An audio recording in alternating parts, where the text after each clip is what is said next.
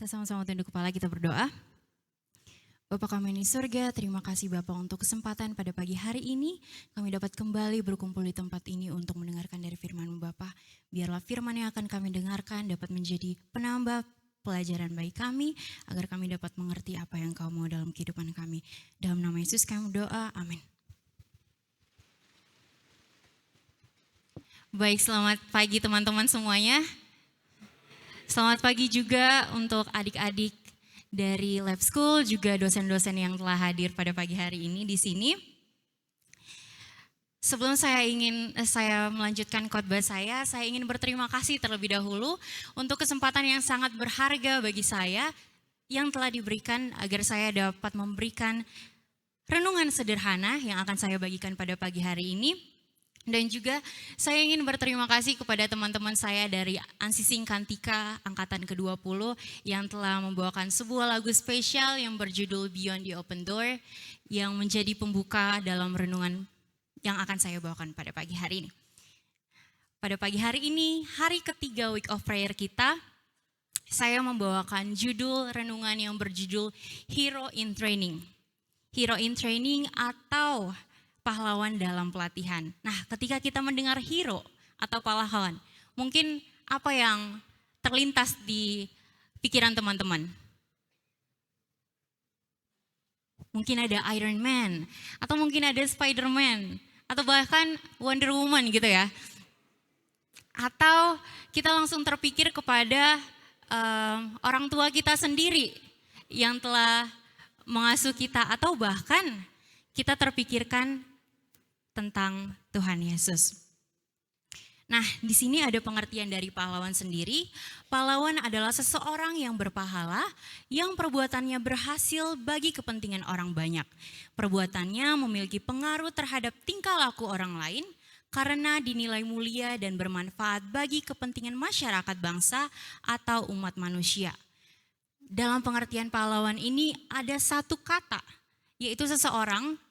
Kita bisa artikan seseorang ini sebagai satu individu, satu orang yang ia melakukan perbuatannya, tingkah lakunya yang ia hidupkan di dalam kehidupannya sehari-hari, ini menjadi manfaat bagi banyak orang. Dan yang menjadi dasar sebenarnya ya saya ambil judul khotbah saya ini, Hero in Training, berasal dari buku renungan pagi anak-anak berjudul Heroes in Training, karya dari Vicky Redden. Mungkin dari sini teman-teman waktu masih kecil pernah menggunakan buku ini sebagai renungannya, atau mungkin dosen-dosen di sini juga sering menggunakan buku ini sebagai renungan singkat bagi anak-anak.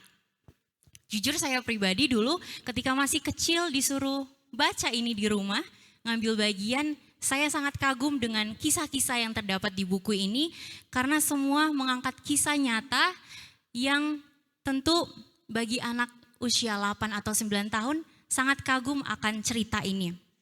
Nah, dan memori itu saya bawa sampai sekarang. Dan satu kisah yang akan saya angkat dari buku ini bercerita tentang seorang presiden.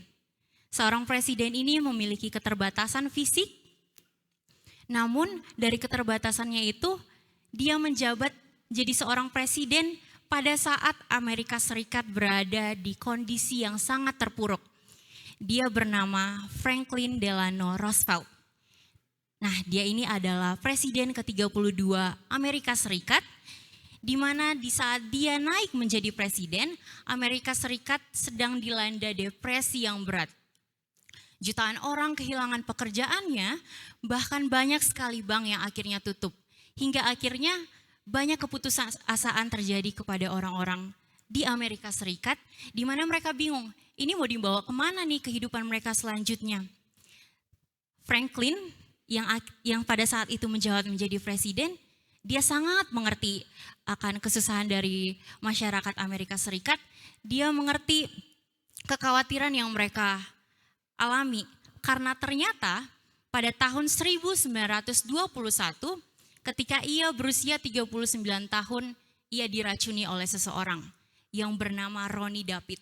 Dan akibat dari keracunannya tersebut, ia menderita polio yang mengakibatkannya ia menderita lumpuh pada kakinya. Namun dari kesusahannya tersebut, dia bukannya menyerah, dia bukannya menyalahkan keadaan, tapi dia belajar di masa sulitnya tersebut, ia menumbuhkan sifat sabarnya dan kemampuan menguasai dirinya sendiri. Jadi dari pengalaman yang ia alami selama dia kesusahan dalam keterbatasan fisiknya itu, dia mengajak orang-orang Amerika Serikat, dia memiliki slogan, "We have nothing to fear but fear itself." Tidak ada yang perlu kita takuti selain dari ketakutan itu sendiri. Kalimat yang sangat kuat yang diberikan oleh Franklin yang akhirnya membawa Amerika kepada keadaan yang lebih baik, itu mungkin dalam ekonominya ataupun dalam kehidupannya sesama masyarakat Amerika Serikat. Dan ada satu tokoh Alkitab yang akan saya bawakan di sini. Tokoh ini akan membawa kita melihat lebih dalam lagi bagaimana seorang pemimpin atau seorang pahlawan dalam pelatihannya. Nah, tokoh ini ditugaskan untuk memimpin bangsa yang sangat besar. Mungkin teman-teman ada tahu siapa tokoh ini? Ada yang saya dengar bilang Musa. Ada juga yang bilang Yosua. Ya, tokoh yang akan saya bawakan di sini adalah tentang Yosua. Nah, siapa sih Yosua ini? Yosua ini berasal dari suku Efraim, yaitu suku yang berasal dari keturunan Yusuf. Ia terlahir di Mesir dengan nama Hosea, tapi Musa memanggilnya dengan nama Yosua. Dan dalam bahasa Ibrani, Yosua itu adalah Yehoshua yang berarti Tuhanlah keselamatan.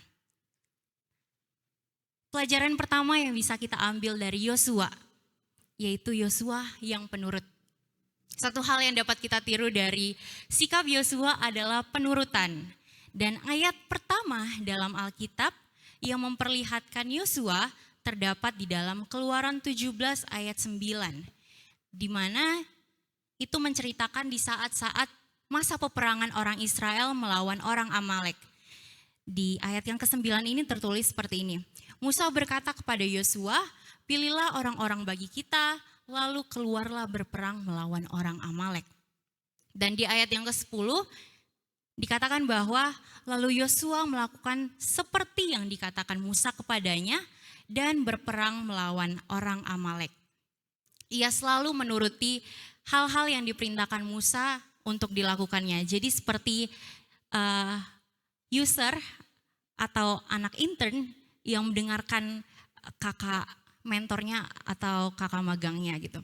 Dan juga dalam buku Keluaran, Bilangan, Ulangan, dan juga banyak sekali dikatakan bahwa Yosua melakukan seperti yang Musa kendaki. Yosua melakukan semua yang Musa perintahkan, dan Yosua melakukan semua yang Tuhan kehendaki. Dan yang kedua yang bisa kita pelajari dari Yosua adalah Yosua sebagai bayangan dari Musa.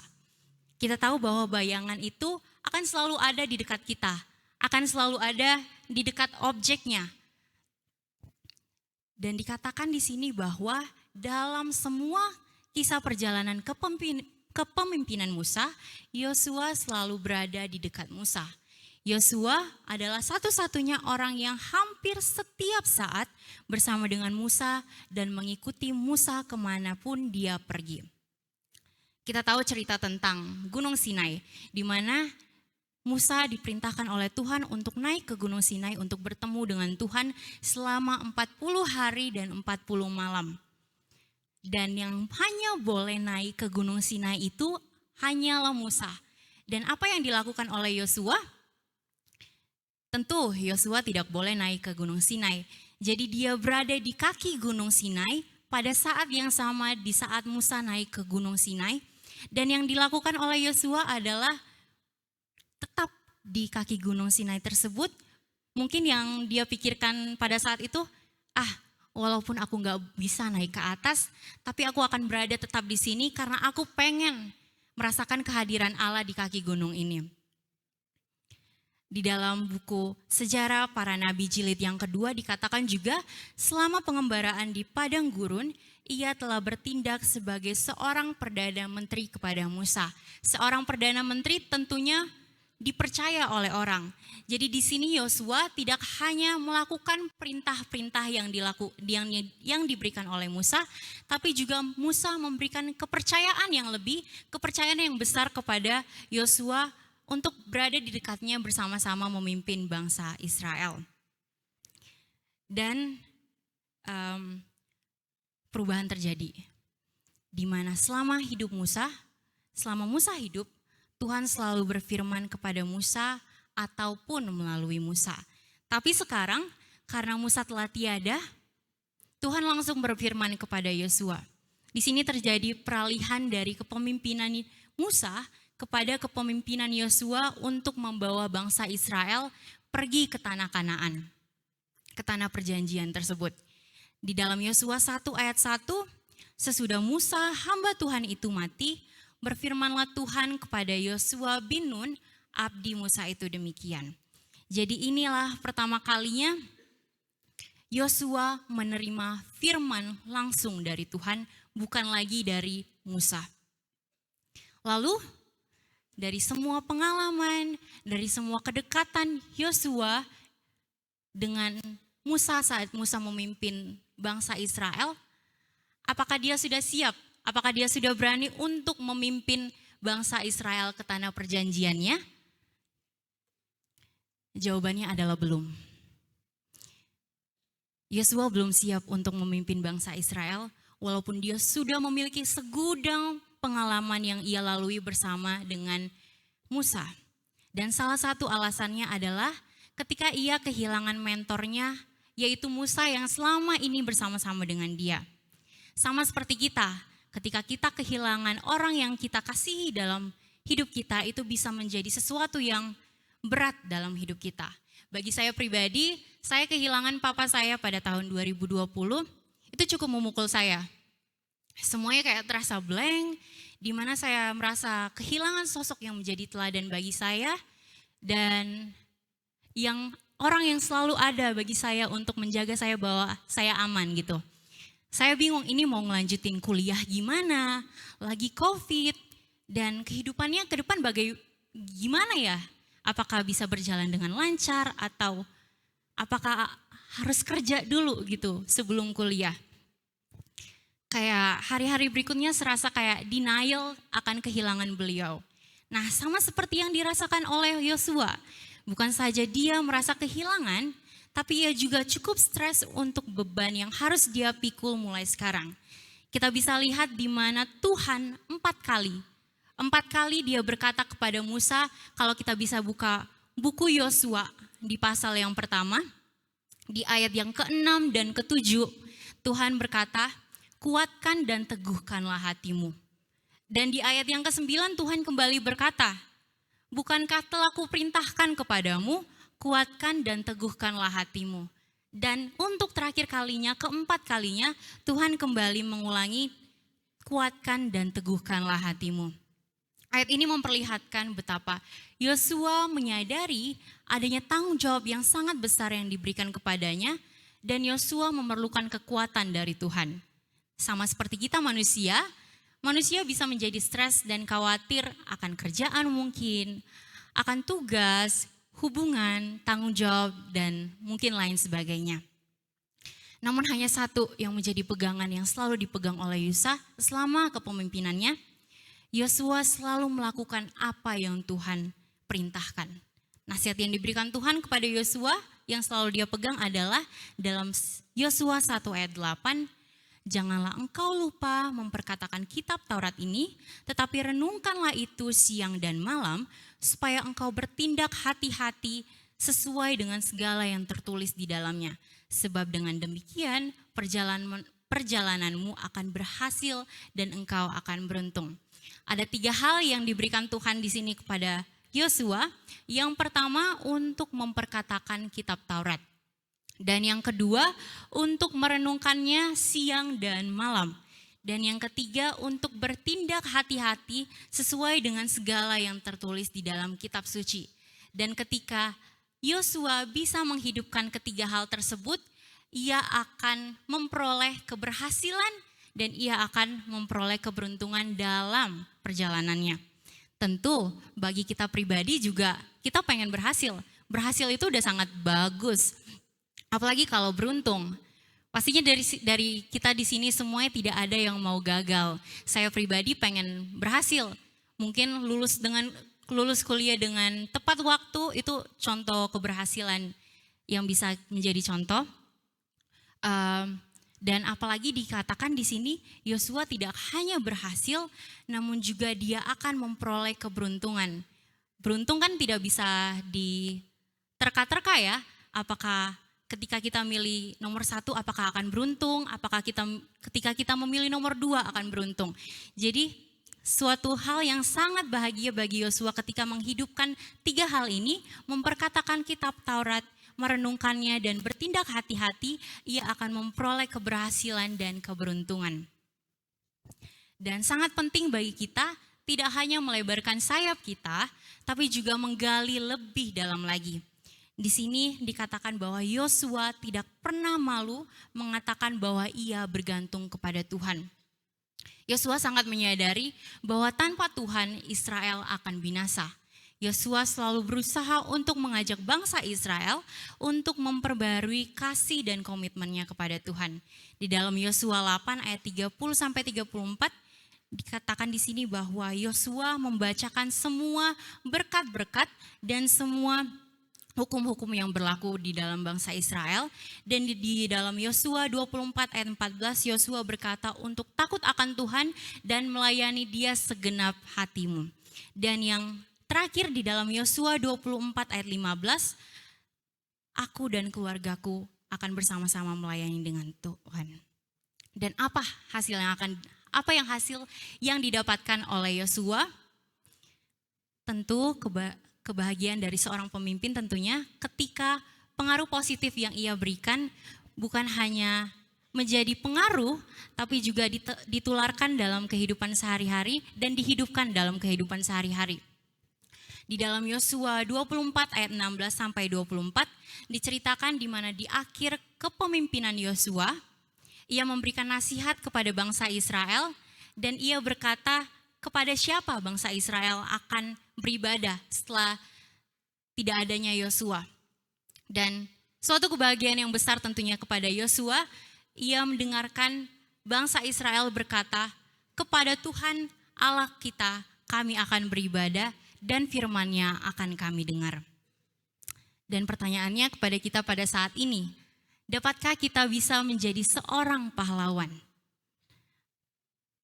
Tentu, kita bisa menjadi seorang pahlawan bagi diri kita sendiri atau juga bagi orang lain. We can be a hero for ourselves or even for others if we let God take place in our stages of life. Belajar dari tokoh Yosua yang telah kita ceritakan tadi, yang menurut akan perintah Tuhan, dan dia juga mencari mentor yang dapat mengajarkan dia banyak hal dan selalu mengandalkan Tuhan di dalam setiap hal dalam kehidupannya. Dan sebagai ayat terakhir yang bisa saya bawakan, terdapat dalam Mazmur 31 ayat 25, kuatkan dan teguhkanlah hatimu, hai semua orang yang berharap kepada Tuhan. Psalm 33 verse 25, be of good courage and he shall strengthen your heart, all ye that hope in the Lord.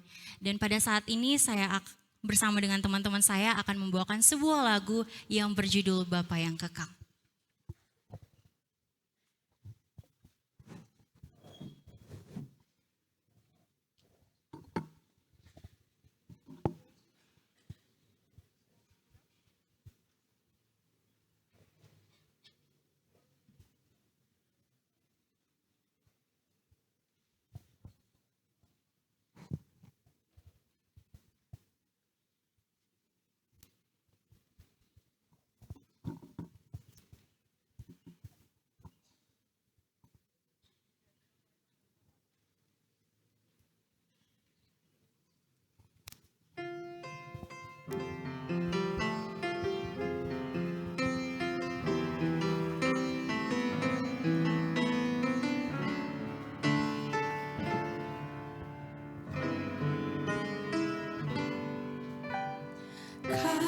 kasih